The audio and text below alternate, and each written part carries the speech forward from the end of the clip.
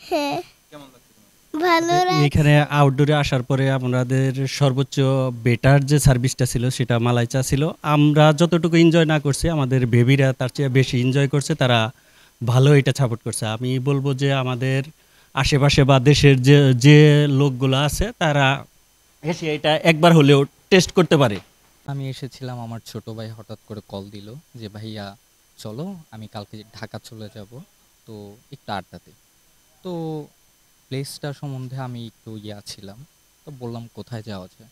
ওরা বললো ভাইয়া যেহেতু আমরা চা লাভার, চা তো খেতেই হয়, চলো আউটডোর রেস্টুরেন্টে, বিশেষ করে মালাই চাটা একটু স্পেশাল। আমি এর আগেও ভিজিট করেছিলাম, বেশ ভালো ছিল। তো ছোট ভাইয়ের কথায় আসা। হ্যাঁ, মানে বাইরে যা খেয়েছি মালাই চা তো বাইরেও পাওয়া যায়, বাট এটা একটু স্পেশাল ছিল। আর স্পেশালি তাদের পরিবেশনটা খুবই ইউনিক। সব মিলিয়ে চাটার সাথে বান রুটিটা বেস্ট কম্বিনেশন। আমি মূলত চা খাওয়ার জন্য। এটা আউটডোর রেস্টুরেন্ট, ভুয়াপুরের মধ্যে একটা বিখ্যাত একটা রেস্টুরেন্ট। অনেক সুন্দর ডেকোরেশন এটার। আর আমার চাটা, স্পেশালি চাটা অনেক মজা লাগে। আমি প্রায়ই আসি এখানে চা খাওয়ার জন্য। এখানকার মালাই চাটা অনেক মজাদার। ইদানিং শীতকালে আমাদের মালাই চা খুবই জনপ্রিয়তা, এটা আমরা নিজেরা প্রস্তুত করি। আউটডোরটা মূলত হচ্ছে আমাদের ইনডোর বিজনেসের পরে আমরা আউটডোর বিজনেসে গিয়েছি। তো ইনডোর বিজনেসটা হলো আমাদের ভূঁইয়াপুরে ডিফারেন্ট কিছু করার চিন্তাভাবনা ছিল।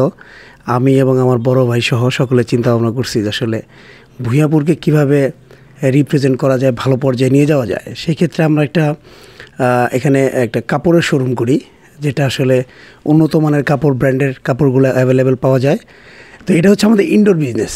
তো এই ইনডোর বিজনেসটাকে কীভাবে মানুষের মাঝে, ভুয়াপুরের মানুষের মাঝে আরেকটু প্রসারিত করা যায় সেদিক চিন্তা করে আমি এবং আমার বড় ভাইরা মিলে পরামর্শস্বরূপ চিন্তা ভাবনা করলাম যে এরকম একটা বিজনেস করা যায়, যেখানে ভুয়াপুরের অপমার জনসাধারণ এসে এখানে আড্ডা দিতে পারবে, বাচ্চা কাচ্চা নিয়ে খেলাধুলা করতে পারবে, ঘুরতে পারবে, প্লাস খাবারকে এনজয় করতে পারবে।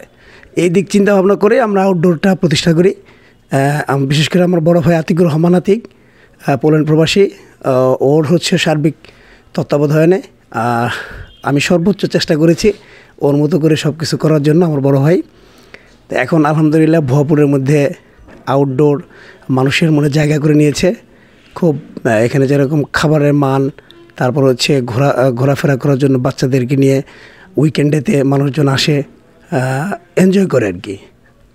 এই যে আউটডোরের একটি নতুন হট প্রোডাক্ট দেখলাম, এই প্রোডাক্ট নিয়ে আপনার কি মন্তব্য? আসলে আমরা সবসময় গতানুগতিক যে জিনিসটা চলে বাজারে, এটা নিয়ে কাজ করতে হয়। যেমন ধরেন ছোট্ট একটা উদাহরণটা নিই, নোকিয়া ফোন কিন্তু সর্বপ্রথম আপনি অ্যান্ড্রয়েডে আসে নাই, তো যার কারণে ওরা উইন্ডোজে ছিল।